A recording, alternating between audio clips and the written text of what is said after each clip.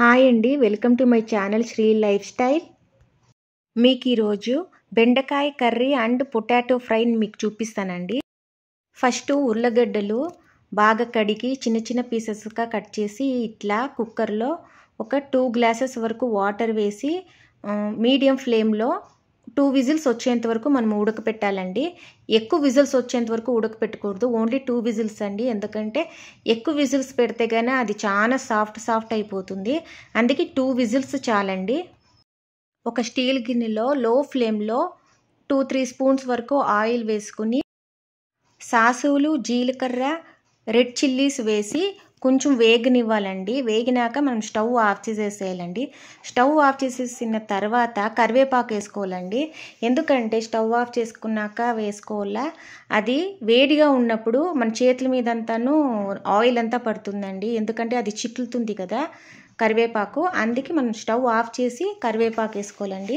Next మనం కుక్కర్లో ఉడకపెట్టుకున్న potatoes అన్నీను దీంట్లో వేసుకుని తగినంత సాల్టు, చిల్లీ పౌడర్ వేసుకుని బాగా కలుపుకుని కొంచెం కొత్తిమీరతో గార్నిష్ చేసుకుంటే ఇంకా మనకి పొటాటో ఫ్రై అయిపోతుందండి. నేను ఇక్కడ ఎక్కువ మసాలా యూస్ చేస్తాను లేదండి. అసలు ఎక్కువ మసాలాలు తినకూడదండి, హెల్త్కి మంచిది కాదు. ఇది కారం ఉండదు కాబట్టి చిన్నపిల్లలు కూడా ఇష్టంగా తింటారండి. ఇది పెద్దోళ్ళకి కూడా చాలా మంచిది. ఈ పొటాటో ఫ్రై కాలేజీకి కానీ, స్కూల్కి కానీ, ఆఫీస్కి కానీ ఇచ్చి పంపించచ్చండి. ఇప్పుడు బెండకాయ కర్రీ చేసుకుంటామండి. బెండకాయలు బాగా కడిగి కొంచెం మీడియం సైజులో కట్ చేసుకోవాలండి. చిన్న చిన్నగా కట్ చేసుకోకూడదు. చిన్న చిన్నగా కట్ చేసుకుంటే కానీ అది ఫ్రై అయ్యేటప్పుడు కొంచెము అదంతాను స్మాష్ అయిపోతుందండి. అందుకే మనము కొంచెం మీడియం సైజులో కట్ చేసుకుని ఇట్లా లో ఫ్లేమ్లో ఫ్రై చేసుకోవాలండి. మనం ఇట్లా ఫ్రై చేసేటప్పుడు దగ్గరే ఉండాలండి. ఒకవేళ మనం పెట్టి వెళ్ళిపోయినామంటే కిందంతాను మాడిపోతుంది. అందుకే దగ్గరే ఉండి ఇట్లా ఫ్రై చేస్తూ ఉండాలండి. అప్పుడప్పుడు కూడా చెక్ చేసుకుంటూ ఉండాలి, దగ్గరే ఉండాలండి. ఇప్పుడు బెండకాయలు బాగా ఫ్రై అయిపోయిందండి. లైట్ బ్రౌన్ కలర్లో రావాలండి, బ్లాక్ కలర్లో రాకూడదు. లైట్ బ్రౌన్ కలర్లో వచ్చిందంటే ఇంకా బెండకాయలు ఫ్రై అయిపోయినాయండి.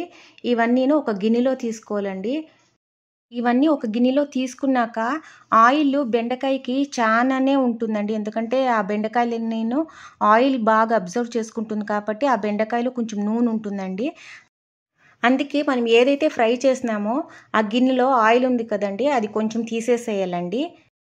లేకపోతే అది కర్రీలో ఎక్కువగా ఆయిల్ అయిపోతుందండి. అందుకే నేను కొంచెం ఇక్కడ తీసేస్తాను. తీసేసి సేమ్ అండి మన పొటాటోకి ఏమేమి వేసినామో అన్నీను సాసులు, జీలకర్ర అన్నీ వేయాలండి.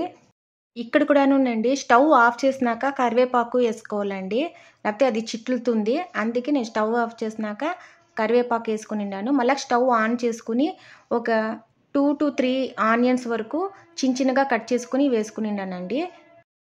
ఒక 1/2 టీ స్పూన్ వరకు నేను సాల్ట్ వేసినానండి. మీకు టేస్ట్కి ఎంత సాల్ట్ కావాలో అంత మీరు వేసుకోవచ్చు. నెక్స్ట్ నేను ఫ్రై చేసిన బెండకాయలు వేసినానండి.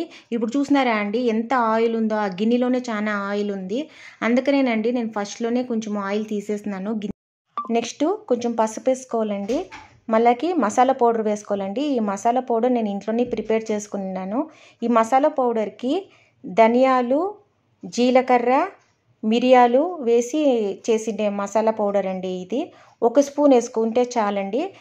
నెక్స్ట్ 1 స్పూను నూకుల పొడి వేసుకోవాలండి. నూకుల పొడి కూడాను నూకులు బాగా లో ఫ్లేమ్లో ఫ్రై చేసేసి అది పౌడర్ చేయాలండి. అప్పుడు 2 స్పూన్స్ వేస్తే కన్నా టేస్ట్ ఇంకా చాలా బాగుంటుందండి. ఇంకా కొత్తిమీర వేసి కలిపేసినాక ఇంకా రెడీ అయిపోయిందండి బెండకాయ కర్రీ. ఈ బెండకాయ కర్రీ చాలాసేపు మనము ఇట్లా రోస్ట్ చేసుకుంటానే ఉండకూడదండి, సాఫ్ట్ అయిపోతుంది కాబట్టి. ఓకేనండి, ఇంకా బెండకాయ కర్రీ రెడీ అయిపోయిందండి. ఈ వీడియో కానీ నచ్చిందంటే లైక్ చేయండి.